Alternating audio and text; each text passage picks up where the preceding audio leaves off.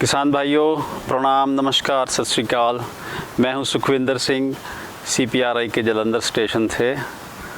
आज है 20 अक्टूबर, दिन संडे, इतवार, और हम आपसे बात कर रहे हैं आलू के बारे में। आजकल बहुत सारे किसान भागा दौड़ी कर रहे हैं बीज खरीदने के लिए। हर बंदा सोचता है कि मेरे हाथ अच्छा बीज आ जाए, किसी तरीके से कुछ तो ऐसा हो जाए कि मतलब मेरी बम्पर पैदावार हो, बीज की क्वालिटी अच्छी हो। वैसे तो बीज का जो इंतज़ाम करने का सही मायनों में ये समय ही नहीं है। क्यों नहीं है समय? बीज देखा जाता है जब आपकी फसल खेत में खड़ी होती है, पौधे देख के बहुत कुछ देखा जाता है। लेकिन अब क्या है कि अब तो कोल्ड स्टोर में जाना है और वहीं से हम लोगों ने ख़रीदना है। मैं कल यहाँ कपूरथला डिस्ट्रिक्ट में किसी किसान के पास गया तो बड़ी खुशी से उन्होंने मुझे बताया कि देखो जी, मैं ये बीज किसी दूसरे किसान से नया लेके आया हूँ और उन्होंने मेरे वाला बीज ले लिया है।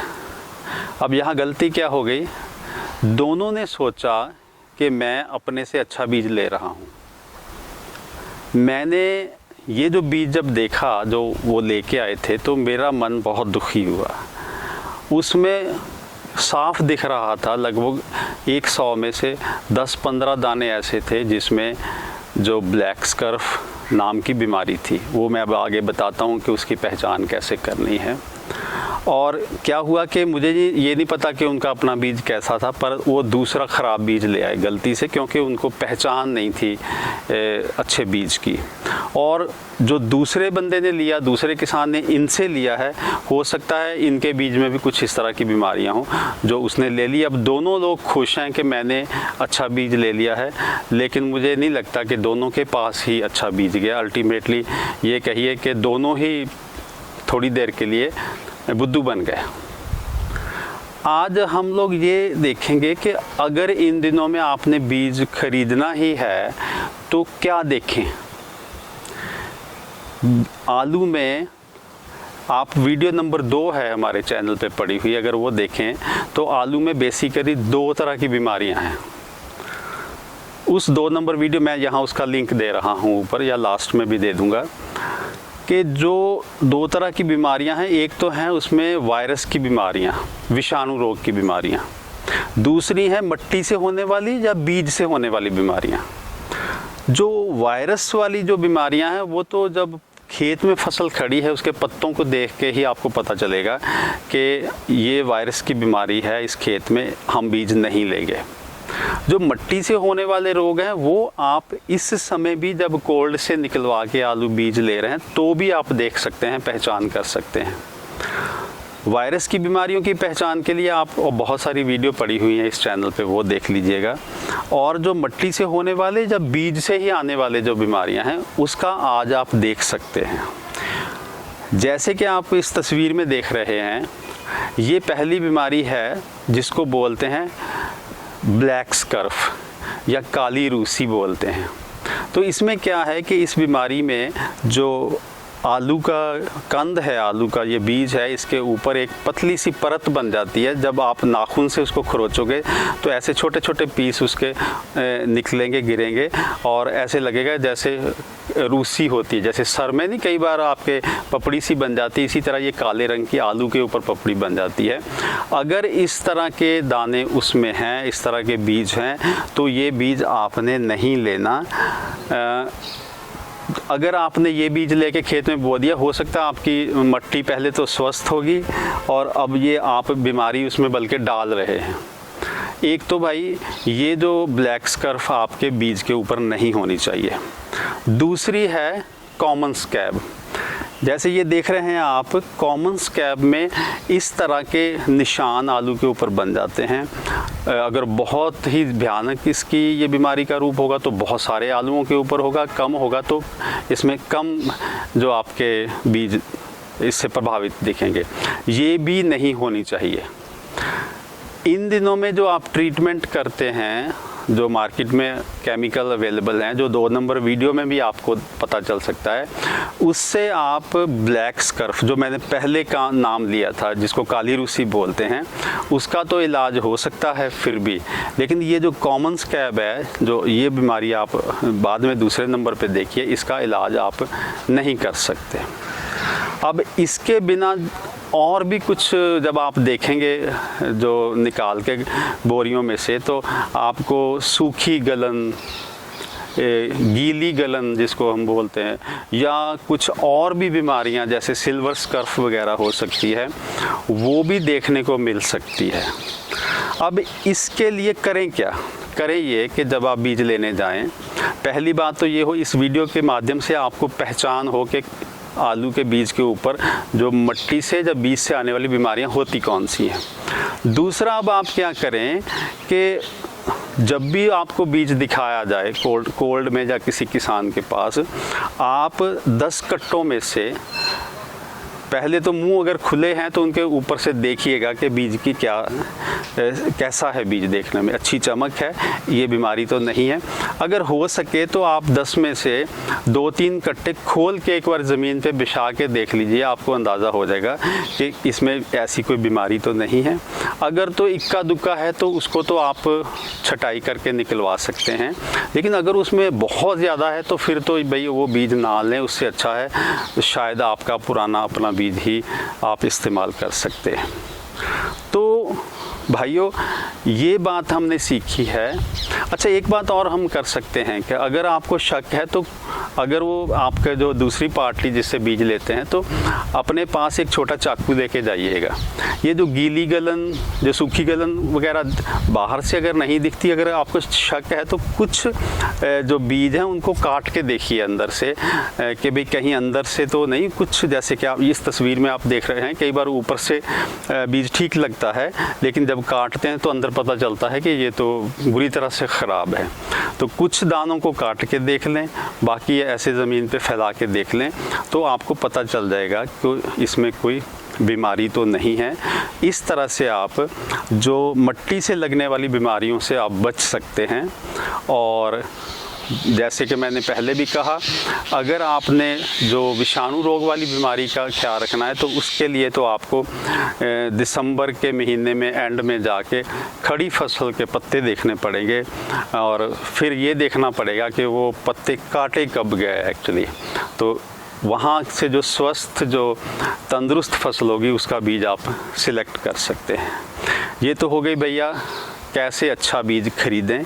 अब मैं इस बार से हम लोग छोटे छोटे चीज़ें और आपसे शेयर करना चाहते हैं। आज हम 2 वैरायटीज़ आपके साथ बहुत जल्दी में डिस्कस करेंगे।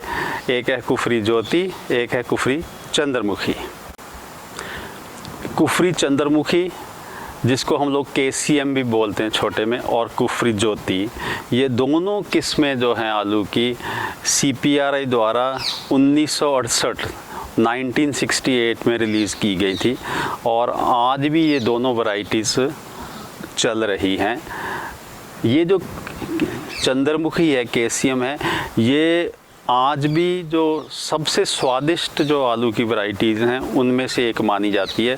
अब इस जो स्वादिष्ट वाली कैटेगरी में अब चिप्सोना 1, चिप्सोना 3, फ्राई सोना को भी लोग बहुत पसंद करने लगे हैं, पर इस वैरायटी को आज भी लोग याद करते हैं। और ये बंगाल वगैरह में तो ये बहुत प्रीमियम पे, मतलब महंगी बिकता है इसका आलू। इसकी थोड़ी ख़ासियतें देख लें। इसकी पैदावार आज के हिसाब से कम है। 1 हेक्टेयर यानी कि 2.5 एकड़ में 200 से लेके 250 क्विंटल के करीब है इसकी पैदावार। और ये जो उत्तरी भारत में इसकी बुआई के लिए ये रिकमेंडेशन इसकी की गई थी। और इसमें ख़ास बात यह है कि ये जल्दी मैच्योर हो जाती है, कम दिनों की वैरायटी है, तो कम दिनों की है, पैदावार भी कम है, पर ये बहुत जो शौकीन लोग हैं वो इसका आलू खाना बहुत पसंद करते हैं। पंजाब में ये बहुत थोड़े एरिया में होती है, और इसका बीज जो बंगाल में जाता है वहाँ भी बहुत थोड़े एरिया में होती है, पर ये बहुत ही, इस वैरायटी ने बहुत पुराने समय में इज्जत कमाई है इस वैरायटी ने। अब ये धीरे धीरे इसका प्रचलन कम हो रहा है। अब आते हैं भाइयों बहुत ही दूसरी प्यारी जो वैरायटी है वो है कुफरी ज्योति। अब बहुत से लोगों को लग रहा होगा कि ज्योति कौन पूछता है, ऐसा नहीं है। आज भी जो बंगाल में, जो वेस्ट बंगाल में ये कुफरी ज्योति का बहुत प्रचलन है, क्योंकि वेस्ट बंगाल का जो बीज है वो पंजाब के जो जालंधर और कपूरथला ज़िलों से जाता है, और ये कपूरथला में और जालंधर में इसकी खेती की जाती है बीज पैदा करने के लिए। और ये सारा बीज जो ख़ास तौर के छोटा बीज जो गोली जिसको बोलते हैं वो बंगाल को जाता है, और वहाँ पे इसकी खेती अभी भी अच्छी खासी हो रही है। और ज्योति की कहें तो इसकी पैदावार चंद्रमुखी से ज़्यादा है। ये 250 से लेके 300 क्विंटल प्रति हेक्टेयर, हेक्टेयर का मतलब 2.5 एकड़ का एक हेक्टेयर होता है, और 2.5 एकड़ का मतलब 10,000 वर्ग मीटर में 25 से 30 टन प्रति हेक्टेयर। फिर ये वैरायटी वो है जी कि जिसको हम लोग बोलते हैं कि डे न्यूट्रल वैरायटी। क्या है कि हर आलू की वैरायटी लंबे दिनों में और छोटे दिनों में नहीं हो सकती। जब पहाड़ों में खेती की जाती है आलू की तो वो गर्मियों में की जाती है कि जब वहाँ लंबे दिन होते हैं, 13-14 घंटे का सूर्य होता है। और जब हम लोग यहाँ करते हैं प्लेन्स में, जो उसमें जैसे पंजाब, हरियाणा, यूपी में, तो ये सर्दियों में आलू की खेती की जाती, दिन बहुत छोटे होते हैं। तो सारी वैरायटी, सारी किस्में ऐसे नहीं होती कि लंबे दिनों में भी चलें ठीक से और छोटे दिनों में भी। ये कुफरी ज्योति ऐसी है जिसको डे न्यूट्रल वैरायटी बोलते हैं, किस्म बोलते हैं।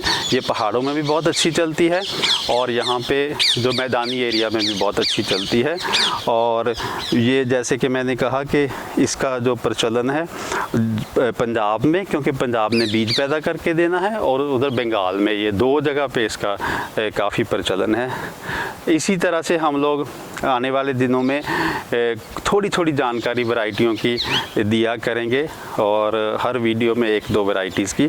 और ख़ास बात बताऊं कि जब चिप्स होना 1, 2, 3 और फ्राइज़ होना वगैरह, ये जो वैरायटीज़ नहीं थी, तो ये जो ज्योति काफ़ी इस्तेमाल की जाती थी शुरू में चिप्स बनाने के लिए। तो किसान भाइयों, आज की बात यहीं पे ख़त्म करते हैं। और हमें बहुत से लोग कहते रहते हैं कि आप हर रोज़ एक वीडियो डाला करो, ये तो संभव नहीं है, हम काम करने वाले बंदे हैं। तो हम इतवार और शनिवार को ये काम करते हैं, रिकॉर्डिंग करते हैं। और मेरी सबसे गुजारिश है कि एक बहुत ही अफसोस की बात है कि जो आलू का किसान है, अगर उसने कुछ सीखना है, कुछ जानना है, वो बेचारा कहाँ पे जाए। CPRI बहुत दूर है, KV के यूनिवर्सिटियों में अभी काम के दिनों में वो जा नहीं सकता। तो मेरी सबसे बेनती है, ख़ास तौर पे KV के जो साइंटिस्ट लोग हैं, CPRI के वैज्ञानिक हैं या यूनिवर्सिटियों के वैज्ञानिक हैं, कि किसान के पास जानने का कोई चैनल या कोई उसके पास वो नहीं है, वो घर से निकल के जा नहीं सकता। कम से कम जो हमारी टीम की ये जो कोशिश है, जो वीडियो बना रहे हैं, उसको आप किसानों के तक पहुंचाने का ज़रूर काम करिएगा। जो भी किसान आपकी में कांटेक्ट में है, आलू की खेती करता है, तो उसको हमारी ये प्लेलिस्ट जिसमें 40-50 वीडियो हैं, 50 के आसपास, वो अगर शेयर कर देंगे तो घर में बैठा ही वो थोड़ा थोड़ा सीख जाएगा। तो इसी तरह हम आने वाले दिनों में सारे मिल के जो CPRI का शानदार किया हुआ काम है, उसी काम को हूबहू बिल्कुल जैसे उन्होंने सिफारिश की है, हम किसानों तक ले जाने की कोशिश करेंगे। और साथ के साथ जो वो किसान जो बहुत ही अच्छा जानकारी रखते हैं, उनके भी जो उनका तजुर्बा है, वो भी किसानों तक हम लोग पहुंचाने का हमारा इरादा है। आपका बहुत बहुत धन्यवाद देखने के लिए, और इसको दूसरे किसानों के साथ ज़रूर शेयर करिएगा। ये एक बहुत सेवा का काम होगा। आपका बहुत बहुत शुक्रिया।